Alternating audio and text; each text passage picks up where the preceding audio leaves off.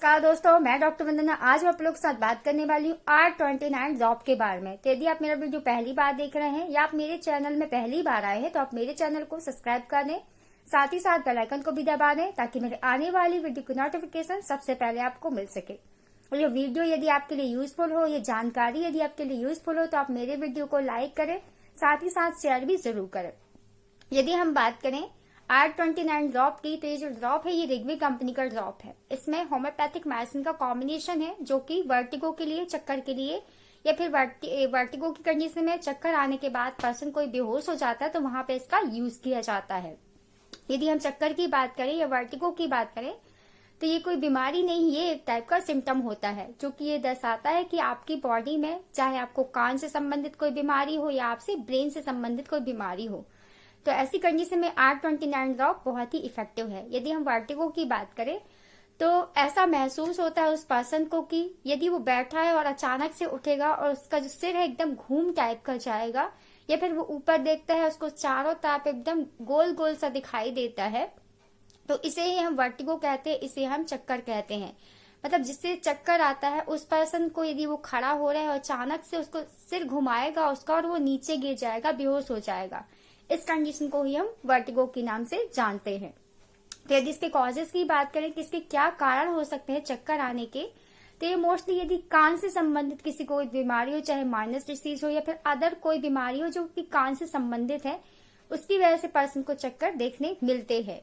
या फिर ब्रेन से संबंधित कोई बीमारी हो, माइग्रेन की प्रॉब्लम हो रही है या बहुत ज्यादा मेंटल स्ट्रेस के साथ रहते हैं, या फिर आपको सिस्ट की कोई प्रॉब्लम है या ब्रेन में कोई ट्यूमर वगैरह या फिर अदर कोई भी बीमारी ब्रेन से संबंधित है, उस टाइम पे पर्सन में चक्कर खा के जो पर्सन है वो गिर जाता है।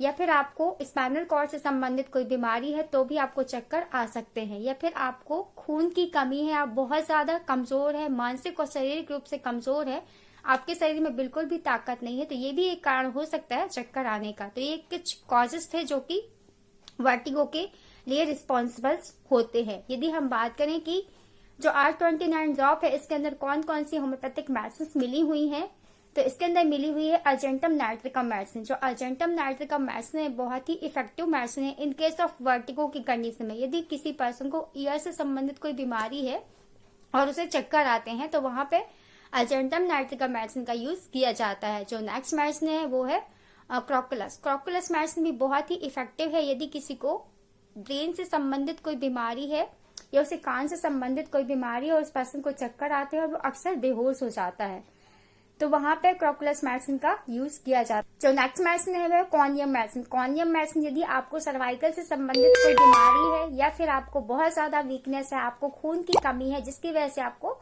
चक्कर आते हैं, तो ऐसी कंडीशन में कॉनियम मेडिसिन का यूज किया जाता है। जो नेक्स्ट मेडिसिन है वो है थायराइडियन मेडिसिन। इन केस ऑफ यदि आप सनलाइट के एक्सपोजर में आते हैं, आप सूरज की किरणों में आते हैं और आपको चक्कर आने लगते हैं, या फिर सन स्ट्रोक की वजह से आपको चक्कर आ गए और आप बेहोश हो गए, या फिर आपको कान से संबंधित कोई बीमारी है या ब्रेन से संबंधित कोई बीमारी है, या फिर आप जब आंख बंद करते हैं और आपको चक्कर आने लगते हैं, या आप लेटे हुए हैं और आपको चक्कर आने लगते हैं, मतलब आपका सिर एकदम घुमाने सा लगता है, तो वहां पे थायराइडियन मेडिसिन का यूज किया जाता है। ये चारों ही मेडिसिन इस ड्रॉप के अंदर मिली हुई है।